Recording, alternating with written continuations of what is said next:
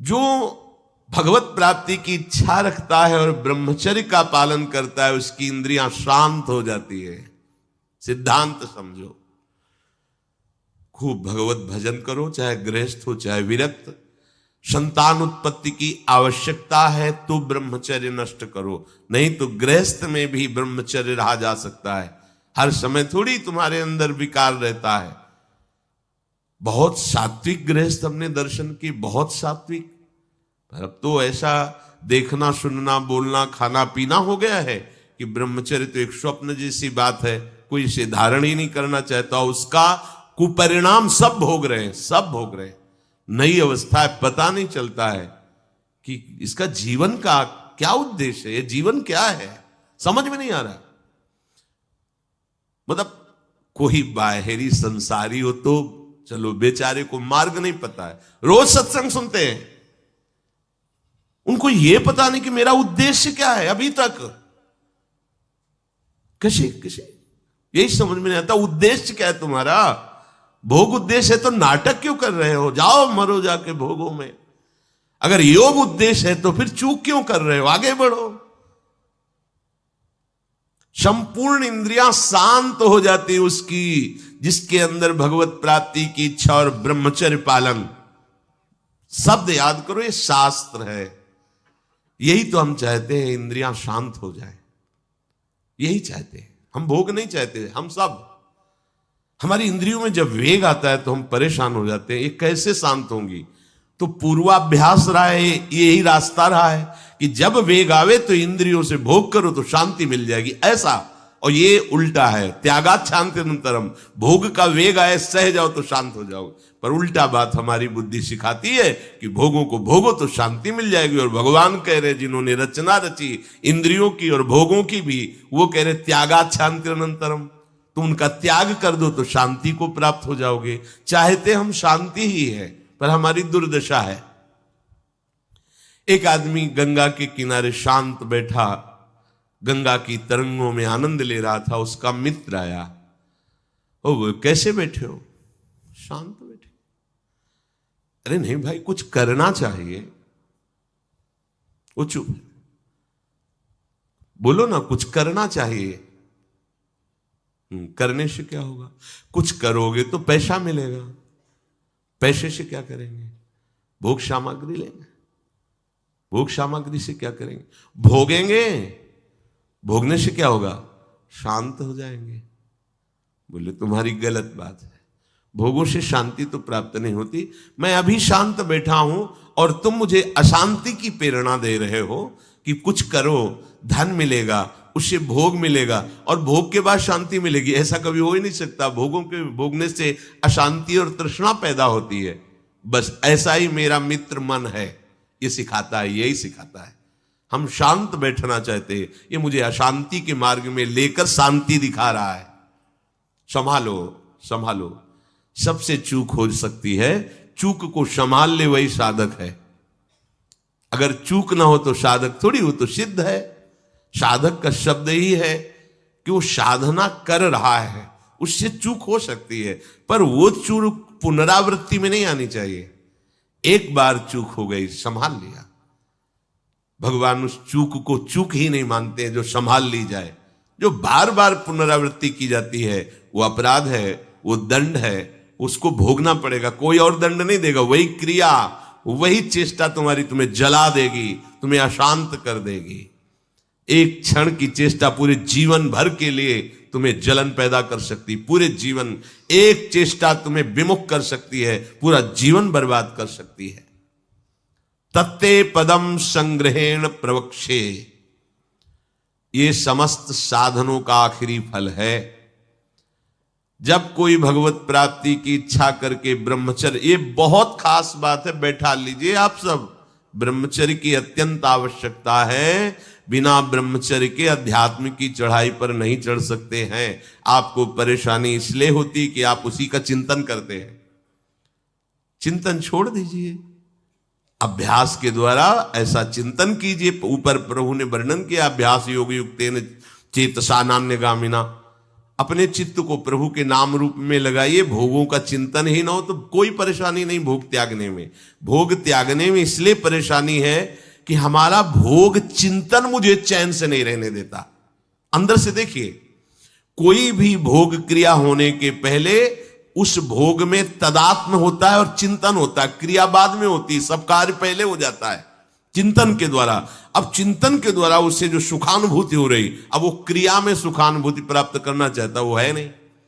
फिर क्रिया के बाद फिर चिंतन, फिर क्रिया, फिर चिंतन, दुर्गति को प्राप्त हो जाता है।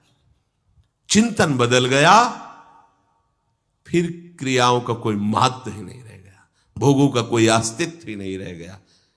जिसका अखंड चिंतन चलता है, कोई भी विषय उस पर अपना प्रभाव नहीं डाल सकता, सब इंद्रियां शांत हो जाती हैं।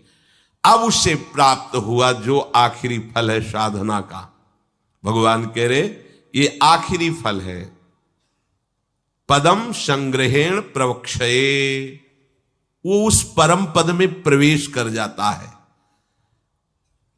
परम पद में अच्छी तरह से उसका प्रवेश हो जाता है, अर्थात फिर कभी नहीं लौटता है, उसे परम पद कहते हैं। पापाचरण बंद होते ही हृदय प्रभु की तरफ भाग पड़ेगा। प्रभु की तरफ भागना क्या है? प्रतिक्षण उनका गाढ़ चिंतन। फिर किसी सुख की तुम्हें आकांक्षा नहीं करनी पड़ेगी, किसी सुख का तुम्हें अभाव नहीं लगेगा। ए परलोक सकल सुख पावत, मेरी सो भैया कृष्ण गुण संचु।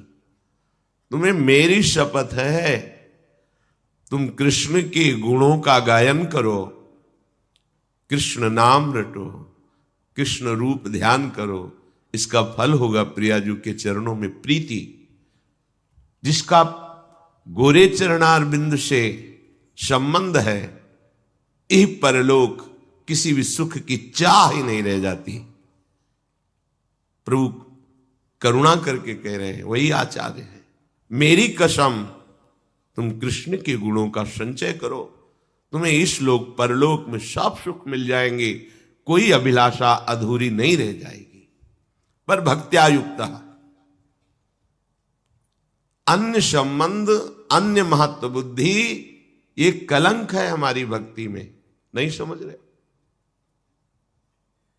चाहते हैं सुख, चेष्टाएं और चिंतन, दुखालयम अशाश्वतम, कैसे मिलेगा?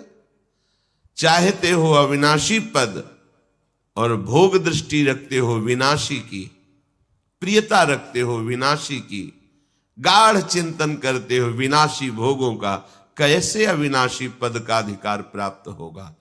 अरे तुम्हारा स्वरूप ही अविनाशी है, विस्मृत होकर भोगों में लगने से ही ये तुम्हारी दुर्दशा हुई है।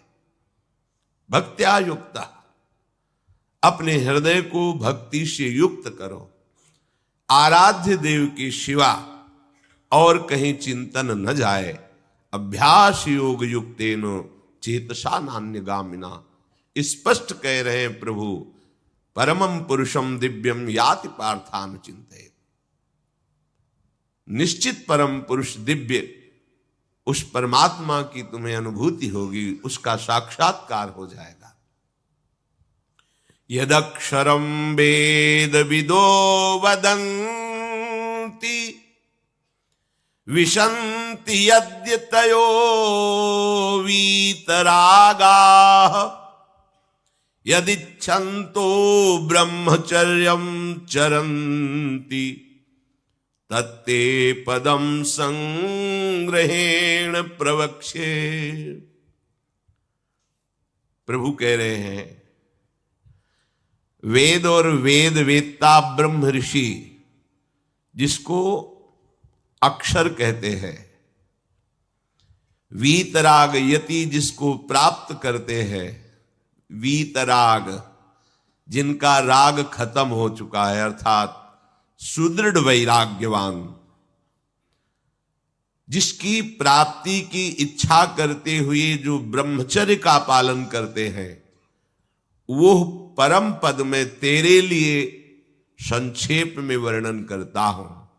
श्री भगवान कह रहे हैं, वेद विदा यदक्षरम वेद विदो वदंती।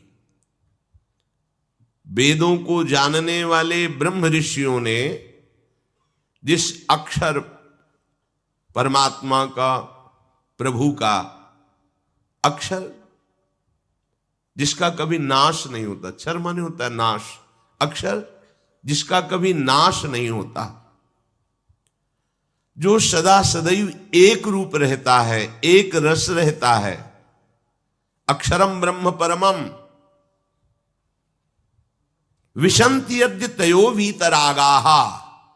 ध्यान दीजिए, इस परमात्म तत्व को वही प्राप्त कर पाता है जिसका राग बीत गया है, खत्म हो गया है, वैराग्यवान। ज्यादा परिश्रम नहीं है वैराग्य में, विवेक नहीं होने के कारण हम वैराग्य नहीं धारण कर पाते। हम बाहरी बातों को वैराग्य ले लेते हैं, ऐसा कपड़ा